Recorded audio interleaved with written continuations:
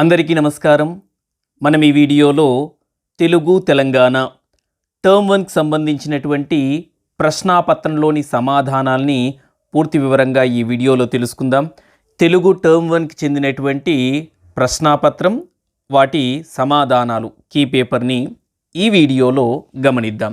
ఇంకా ఎవరైనా ఈ ఛానల్ని సబ్స్క్రైబ్ చేసుకోకపోతే వెంటనే సబ్స్క్రైబ్ చేసుకోండి. ఈ ఛానల్లో వచ్చే వీడియోలను మీ మిత్రులకు షేర్ చేయండి. విభాగం ఏ 5 మార్కులు. మొదటి గద్యాంశం, కింది అపరిచిత గద్యాంశాల్లో ఒకదాన్ని ఎన్నుకొని దాని దిగువ ఇయ్యబడిన ప్రశ్నలకు సమాధానాలను గుర్తించి రాయండి. మనం పాఠశాలలో ప్రతిరోజు జరిగే ప్రార్థనా సమావేశంలో ప్రతిజ్ఞ చేస్తాం. ఆ ప్రతిజ్ఞ లక్షల మంది విద్యార్థులలో దేశభక్తిని నింపింది. కానీ ఆ ప్రతిజ్ఞను రాసిందెవరు అనే విషయం చాలామంది విద్యార్థులకు తెలియదు. సంవత్సరాలుగా మరుగున పడిపోయిన ఆయన పేరును, ఆయన సేవను ఈ మధ్యకాలంలోనే ప్రభుత్వాలు గుర్తించాయి.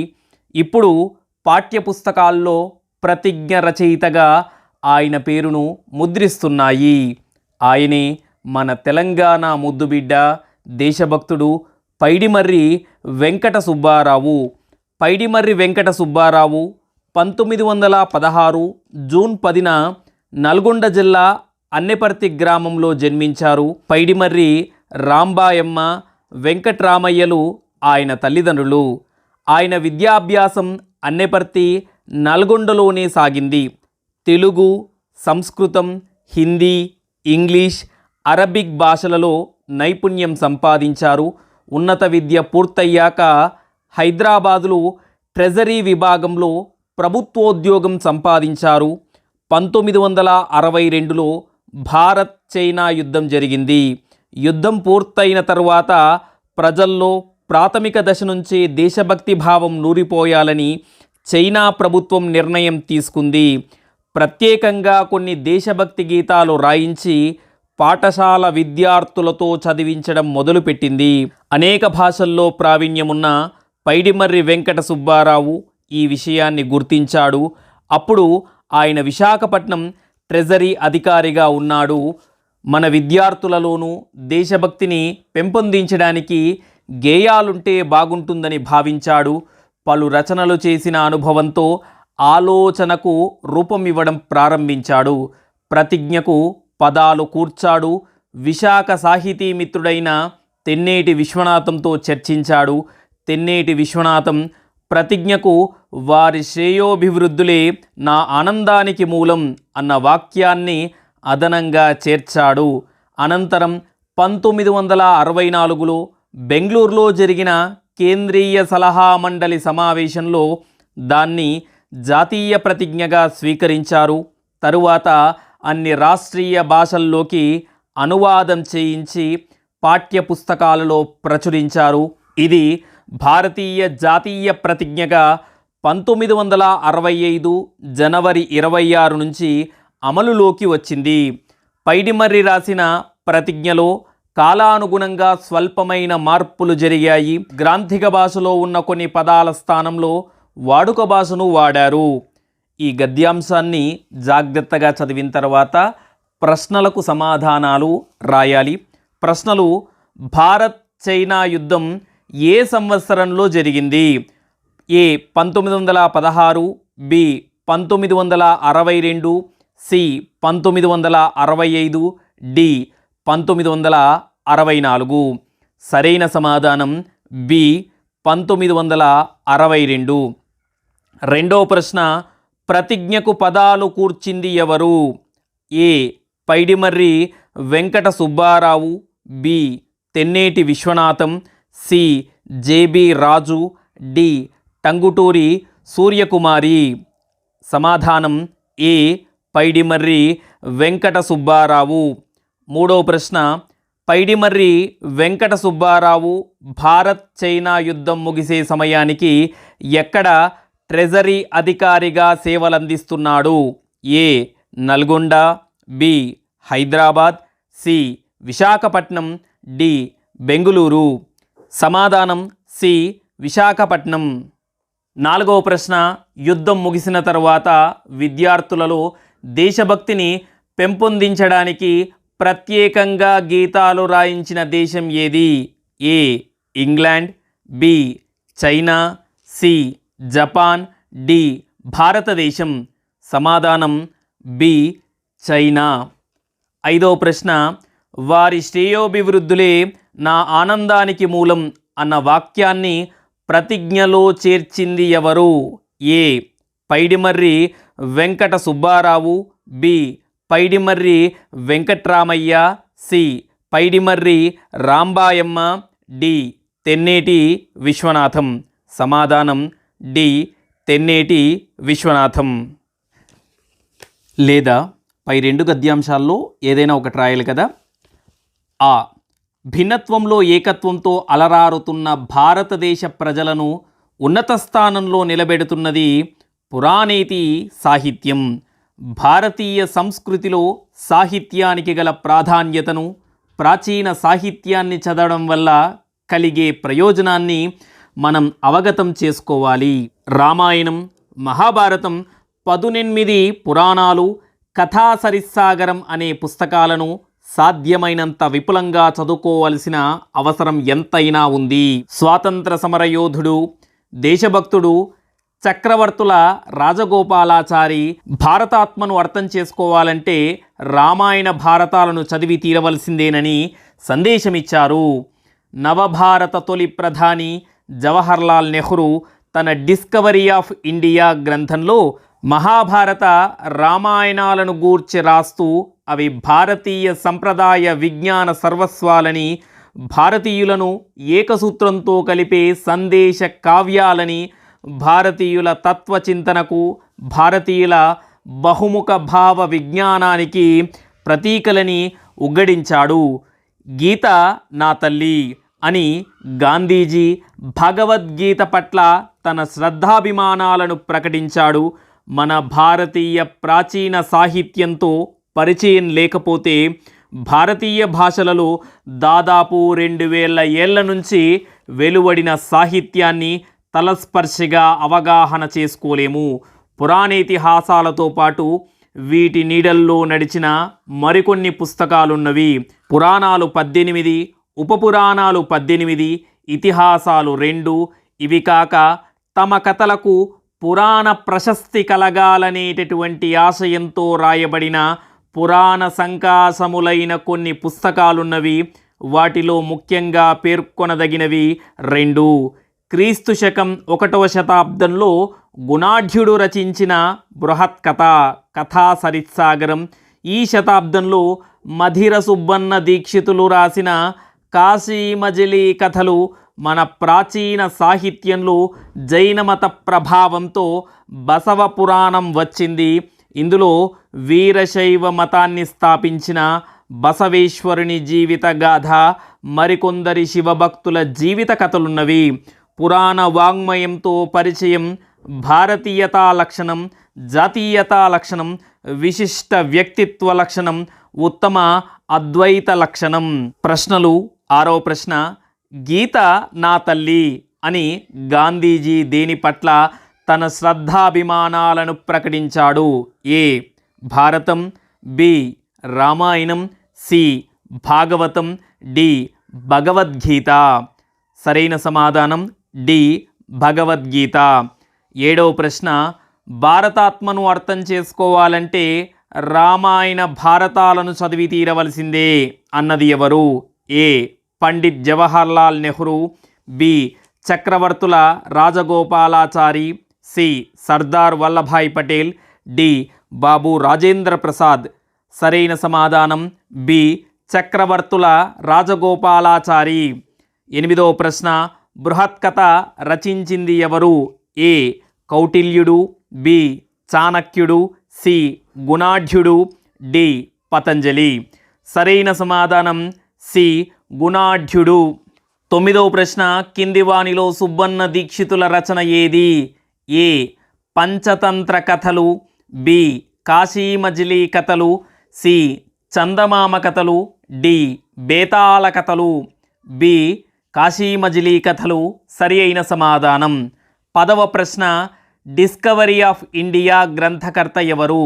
ఏ Gandhiji, B Nehru, C Abdul Kalam, D Maulana Abul Kalam Azad. B Nehru సరైన సమాధానం. విభాగం బి రెండో బిట్టు వ్యాకరణానికి చెందిన కింది ప్రశ్నలకు సరైన సమాధానాలను గుర్తించి రాయండి. 11వ ప్రశ్న పరుషములు అనగా ఏ గసడదవలు, బి కచటతపలు, సి ఆ ఈ ఏలు, డి యావరాలు. సరైన సమాధానం బి కచటతపలు. 12వ ప్రశ్న కర్మధారయమునందు తత్సమములకు ఆలు శబ్దము పరమగునప్పుడు అత్వానికి ఉత్వమును రుగాగమమును అగును. ఈ సూత్రానికి తగిన ఉదాహరణను గుర్తించండి. ఏ పేదరాలు, బి జవరాలు, సి గుణవంతురాలు, డి ఏది కాదు. సరైన సమాధానం సి గుణవంతురాలు. గుణవంత ప్లస్ ఆలు, అకారానికి ఉకారం రుగాగం వచ్చింది కాబట్టి గుణవంతురాలు సరైన సమాధానం. 13వ ప్రశ్న పడ్వాదులు అనగా ఏ కురు చిరు కడు నడు నిడు, బి పడు పట్టు పాడు మొదలైనవి, సి పూ సున్నాతో కూడిన పూలు, డి పేద బీద బాలెంత మొదలైనవి. బి పడు పట్టు పాడు మొదలైనవి సరైన సమాధానం. 14వ ప్రశ్న అతిశయోక్తి అలంకార లక్షణం. ఏ గోరంతలు కొండంతలు చేయడం, బి సామాన్య వాక్యాన్ని విశేష వాక్యంతో పోల్చడం, సి విశేష వాక్యాన్ని సామాన్య వాక్యంతో పోల్చడం, డి ఉపమేయాన్ని ఉపమానంతో పోల్చడం. సరైన సమాధానం ఏ గోరంతలు కొండంతలు చేసి చెప్పడం. 15వ ప్రశ్న ఓ కృష్ణ నీ కీర్తి హంసవలే ఆకాశగంగలో ఓలలాడుచున్నది. ఇందులోని అలంకారం ఏది? ఏ ఉపమాలంకారం, బి ఉత్ప్రేక్షాలంకారం, సి అతిశయోక్తి అలంకారం, డి యథాసంఖ్యాలంకారం. సరైన సమాధానం ఏ ఉపమాలంకారం. 16వ ప్రశ్న అర్థాంతరన్యాసాలంకారానికి ఉదాహరణను గుర్తించండి. ఏ మా పొలంలో బంగారం పండింది, బి హనుమంతుడు సముద్రాన్ని దాటాడు మహాత్ములకు సాధ్యము కానిదేమున్నది, సి రామలక్ష్మణులు సీతా ఊర్మిళలను పెండ్లాడిరి, డి ఈ మంటలు ప్రళయాగ్నిలాగా దిక్కులన్నీ కప్పివేస్తున్నాయి. సరి అయిన సమాధానం బి హనుమంతుడు సముద్రాన్ని దాటాడు మహాత్ములకు సాధ్యము కానిది ఏమున్నది. 17వ ప్రశ్న జలము పర్యాయ పదాలను గుర్తించండి. జలము అనే పదానికి పర్యాయ పదాలు ఏంటో చూద్దాం. ఏ అంబుది పయోనిధి, బి నీరు ఉదకము, సి దుగ్ధము క్షీరము, డి వర్షము వాన. బి నీరు ఉదకం సరైన సమాధానం. 18వ ప్రశ్న రైతు పర్యాయ పదాలను గుర్తించండి. ఏ కర్షకుడు కృషీవలుడు, బి భూపతి నృపాలుడు, సి సేవకుడు ఉపాసకుడు, డి సిపాయి సైనికుడు. సరైన సమాధానం ఏ కర్షకుడు కృషీవలుడు. 19వ ప్రశ్న అంకురార్పణ ఈ జాతీయానికి అర్థాన్ని గుర్తించండి. ఏ పరిగెత్తు, బి ప్రారంభం, సి కనుమరుగవ్వు, డి మేలుకొను. సరైన సమాధానం బి ప్రారంభం. 20వ ప్రశ్న పిండి కొలది రొట్టె ఈ సామెతకు అర్థాన్ని గుర్తించండి. ఏ దెబ్బ మీద దెబ్బ, బి శ్రమ కొలది ఫలితం, సి ప్రయత్నించకుండా ఏది సాధ్యం కాదు, డి కావలసిన ఆహారం, బి శ్రమ కొలది ఫలితం. సరైన సమాధానం. 21వ ప్రశ్న ఎవరి భాష వాళ్లకు వినసొంపు ఈ పాఠ్యాంశం ఏ ప్రక్రియకు చెందినది? ఏ పురాణం, బి మినీ కవిత, సి లేఖ, డి వ్యాసం. డి వ్యాసం సరైన సమాధానం. విభాగం సి 10 మార్కులు. కింది పరిచిత గద్యాంశాన్ని చదివి దాని దిగువ ఇయ్యబడిన ప్రశ్నలకు సరి అయిన సమాధానాలను గుర్తించండి. ఇక్కడ ఉన్నటువంటి అన్ని ప్రశ్నలకు సరైన సమాధానాలు రాయాలి. ప్రాకృత, సంస్కృత, ఆంధ్ర భాషల్లో పండితులైన తిరుమల రామచంద్ర గారు కొంతకాలం ఆంధ్రప్రభ వారపత్రికలో చివరి పేజీ రాసేవారు. దాని పేరు హైదరాబాద్ నోట్బుక్. ఏ పత్రికకైనా చివరి పేజీనే అందం. కరంజియా నిర్వహించే బ్లిడ్జ్ పత్రికలో కేకే అబ్బాస్ రాసే చివరి పేజీ కోసమే కొందరు ఆ పత్రికను కొనేవాళ్ళని ఆ తరం వాళ్లకు తెలుసు. ఒక వారం హైదరాబాద్ నోట్బుక్లో తమ బాల్యమిత్రులైన కప్పగంతుల లక్ష్మణ శాస్త్రి గారిని స్మరించుకున్నారు. శాస్త్రి గారు తిరుపతికి వెళ్ళి వచ్చినారట. అక్కడి నుంచి తెచ్చిన ఒక లడ్డూను తమ మిత్రులైన రామచంద్ర గారికి ఇచ్చినారట. ఇస్తూ వారన్న మాటను వారి మాటల్లోనే రాసినారు రామచంద్ర గారు. ఆ వాక్యం వారి రామచంద్ర ఇగపటు తిరుపతి లడ్డు ఇలా అన్న కప్పగంతుల లక్ష్మణ శాస్త్రి గారు సంస్కృతాంధ్ర భాషల్లో కావ్య వ్యాకరణ శాస్త్రాల్లో ఉద్దండ పండితులు. సంస్కృతంలో బిల్హన మహాకవి రాసిన విక్రమాంక దేవచరిత్ర అనే ప్రౌఢ కావ్యాన్ని తెలుగులో ఇంకా ప్రౌఢంగా అనువదించారు. దాన్ని వారు తమ జీవితకాలం మొత్తం అచ్చువేసినట్లు లేరు. అక్కడక్కడ కొన్ని అచ్చైన పద్యాలు కనిపిస్తాయి. బిల్హన మహాకవిదే అయిన కర్ణసుందరి అనే నాటకాన్ని అనువదించి ప్రచురించుకున్నారు. వారి విక్రమాంక దేవచరిత్ర అచ్చు కాకున్నా రాతప్రతి మీదనే చిలకమర్తి లక్ష్మీ నరసింహం పంతులు మొదలుకొని ఆనాటి మహాపండితులు ప్రశంసపూర్వకమైన అభిప్రాయాలను సామల సదాశివ గారు చదివారు. కప్పగంతుల లక్ష్మణ శాస్త్రి గారు ఆంధ్ర బిల్హన బిరుదాంకితులు. సదాశివ గారు వారి దగ్గర శిష్యరికం చేయలేదు. కానీ అప్పుడప్పుడు వారి సన్నిధానంలో కూర్చుండి తరచుగా జాబులు రాస్తూ అనేక సాహిత్య విషయాలు తెలుసుకున్నారు. కాబట్టి కప్పగంతుల వారిని సామల సదాశివ గారు గురుస్థానీయులుగా భావించారు. ప్రశ్నలు. 22వ ప్రశ్న, ఏ పత్రికలో కేకే అబ్బాస్ చివరి పేజీ రాసేవారు? ఏ ఆంధ్రప్రభ, బి బ్లిడ్జ్ పత్రిక, సి ఆంధ్రజ్యోతి, డి బ్లిస్ పత్రిక. సరైన సమాధానం బి బ్లిడ్జ్ పత్రిక. 23వ ప్రశ్న, కప్పగంతుల లక్ష్మణ శాస్త్రి గారు అనువదించిన నాటకం ఏది? ఏ సువర్ణమంజరి, బి హరిశ్చంద్రోపాఖ్యానం, సి కర్ణసుందరి, డి అభిజ్ఞాన శాకుంతలం. సరైన సమాధానం సి కర్ణసుందరి. 24వ ప్రశ్న, సామల సదాశివ గారు ఎవరిని గురుస్థానీయులుగా భావించారు?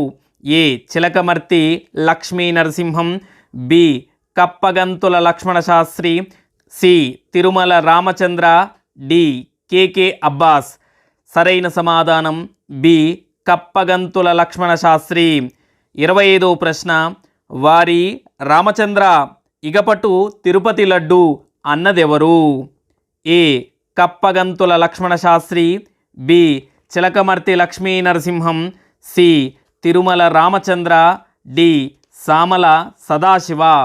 సరైన సమాధానం ఏ కప్పగంతుల లక్ష్మణ శాస్త్రి. 26వ ప్రశ్న, తిరుమల రామచంద్ర గారు ఏ ఏ భాషల్లో పండితులు? ఏ సంస్కృత, ప్రాకృత, ఆంధ్ర భాషల్లో, బి సంస్కృత, ఉర్దూ, ఆంధ్ర భాషల్లో, సి ప్రాకృత, కన్నడ, తెలుగు భాషల్లో, డి ఉర్దూ, ఆంగ్ల, ఆంధ్ర భాషల్లో. సరైన సమాధానం ఏ సంస్కృత, ప్రాకృత, ఆంధ్ర భాషల్లో. 4వ బిట్టు, ఇందులో 2 పరిచిత పద్యాంశాలు ఉంటాయి. అందులో ఒకటి మాత్రమే రాయాలి. 5 మార్కులు. కింది పరిచిత పద్యాంశాల్లో ఒకదాన్ని ఎన్నుకొని దాని దిగువ ఇయ్యబడినటువంటి ప్రశ్నలకు సమాధానాలను గుర్తించి రాయండి. ఆ సిటీ అంటే అన్నీ బ్యూటీ బిల్డింగ్లు కావు. అటు భవంతులు, ఇటు పూరిళ్ళు, దారిద్ర్యం, సౌభాగ్యం, సమాంతర రేఖలు. ఇది వెరైటీ సమస్యల మనుషుల సమ్మేళన కోలాహలం. ఎంత చేసినా ఎవరికి తీరిక దక్కదు, కోరిక చిక్కదు. నగరంలో అన్ని పక్కలా సారించాలి మన చూపులు, మహానగరాల రోడ్లకి మరణం 4 వైపులు. నగరం మహావృక్షం మీద ఎవరికి వారే ఏకాకి, నగరం అర్థం కాని రసాయనశాల, నగరం చిక్కువీడని పద్మవ్యూహం. ప్రశ్నలు: పై కవితలో కవి దేన్ని గురించి వర్ణిస్తున్నాడు? ఏ నగరం, బి పల్లె, సి పేదరికం, డి వ్యాపారం. సమాధానం ఏ నగరం. 28వ ప్రశ్న: పై కవితా పంక్తులు ఏ పాఠం నుంచి గ్రహించబడినవి? ఏ దానశీలము, బి ఎవరి భాష వాళ్ళకి వినసొంపు, సి శతక మధురిమ, డి నగరగీతం. సరైన సమాధానం డి నగరగీతం. 29వ ప్రశ్న: పై కవితను రచించింది ఎవరు? A Samala Sadasiva, B Konduri Veeraraghavacharyulu, C Alisetti Prabhakar, D K Kamaladevi. సరైన సమాధానం సి అలిశెట్టి ప్రభాకర్. 30వ ప్రశ్న: ఈ కవితలో కవి నగరాన్ని దేనితో పోల్చాడు? ఏ రసాయనశాల, బి పద్మవ్యూహం, సి మహావృక్షం, డి పైవన్నీ. పైవన్నీ అనేది సరైన సమాధానం. రసాయనశాల, పద్మవ్యూహం, మహావృక్షం ఇవన్నీ కూడా సరైన సమాధానాలు. ఇందులో రసాయనశాల పెట్టినా కానీ తప్పుపోతుంది, మహావృక్షం పెట్టినా తప్పుపోతుంది, పద్మవ్యూహం పెట్టినా తప్పుపోతుంది. ఎందుకంటే పైవన్నీ సరైనవి కాబట్టి డి పైవన్నీ సరైన సమాధానం. 31వ ప్రశ్న: అన్ని వైపులా ఎందుకు దృష్టి సారించాలి? ఏ పారిపోవడానికి, బి ప్రమాదాల్లో పడ్డానికి, సి ప్రమాదాలను తప్పించుకోవడానికి, డి మరణించడానికి. సరైన సమాధానం సి ప్రమాదాలను తప్పించుకోవడానికి. లేదా ఆ నిజమానతి నిశ్చితి నీవు మహాత్మక, మహిని గృహస్థధర్మంబు నిదియ, అర్థంబు కామంబు యశమును వృత్తియు, ఎయ్యది ప్రార్థింపనిత్తుననియు, అర్థలోబంబున అర్తి పొమ్మనుటెట్లు, పలికి లేదనుట కంటే పాపమెద్ది, ఎట్టి దుష్కర్మునినే భరించదనుగాని, సత్యహీనుని మోవజాలననుచు, పలుకదే తొల్లి భూదేవి బ్రహ్మతోడ, సమరమున నుండి తిరుగక చచ్చుట కంటే, పలికి బొంకక నిజమున బరుగుట కంటే, మానధనులకు భద్రంబు మరియు గలదే. ఇది పద్యం. ప్రశ్నలు: పై పద్యాంశంలోని మాటలు ఎవరు ఎవరితో అన్నారు? ఏ వామనుడు బలిచక్రవర్తితో, బి బలిచక్రవర్తి శుక్రాచార్యునితో, సి బలిచక్రవర్తి వామనుడితో, డి శుక్రాచార్యుడు బలిచక్రవర్తితో. సరైన సమాధానం బి బలిచక్రవర్తి శుక్రాచార్యునితో ఈ మాటలన్నాడు. 33వ ప్రశ్న: యుద్ధంలో వెనుదిరగకుండా వీరమరణం పొందడం ఎవరికి మేలైన మార్గమని పద్యాంశంలో చెప్పబడింది? ఏ రాజులకు, బి సేనాధిపతులకు, సి మంత్రులకు, డి మానధనులకు. సరైన సమాధానం డి మానధనులకు. 34వ ప్రశ్న: పై పద్యాంశం దేని నుండి గ్రహించబడింది? ఏ బలిదాన గుణం, బి శుక్రాచార్య చరిత్ర, సి వామన చరిత్ర, డి శ్రీరామ చరిత్ర. సరైన సమాధానం సి వామన చరిత్ర నుంచి స్వీకరించబడింది. 35వ ప్రశ్న: సత్యహీనుడు వ్యతిరేక పదాన్ని గుర్తించండి. సత్యహీనుడు అనే పదానికి అర్థం కాదు, వ్యతిరేక పదం, ఆపోజిట్ వర్డ్. ఏ సత్యవంతుడు, బి సత్యహరిశ్చంద్రుడు, సి అవినీతిపరుడు, డి మోసకారి.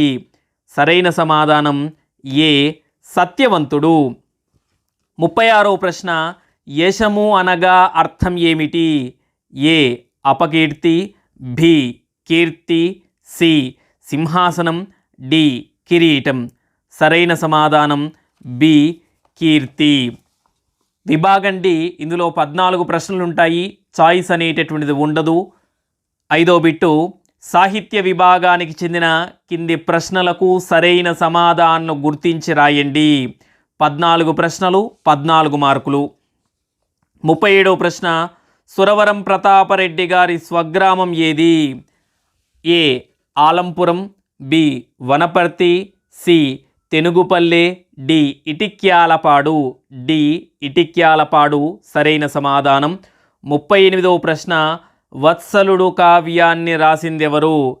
ఏ Ambatipudi Venkataratnam, B Narella Venkataratnam, C Tirumala Ramachandra, D Gadiyaram Ramakrishna Sharma. ఏ అంబటిపూడి వెంకటరత్నం. 39వ ప్రశ్న, ఏ ప్రాంతం వారు మాట్లాడే తెలుగును టక్సాలీ తెలుగు అని అనవచ్చు? A Nalgonda, B Mahabubnagar, C Warangal, D Karimnagar. ఏ ప్రాంతం వారి తెలుగును టక్సాలీ తెలుగు అంటారంటే సి వరంగల్లు తెలుగును. ఏ ఉర్దూను టక్సాలీ ఉర్దూ అంటారంటే ఢిల్లీ ఉర్దూ. 40వ ప్రశ్న, ఉర్దూ కవుల్లో అగ్రగణ్యుడెవరు? ఏ తమీం ఇక్బాల్, బి ఉస్తాద్ ఖాన్, సి మీర్ కాసిం, డి మీర్ తఖీమీర్. సరైన సమాధానం డి మీర్ తఖీమీర్. 41వ ప్రశ్న, బలిచక్రవర్తి తండ్రి ఎవరు?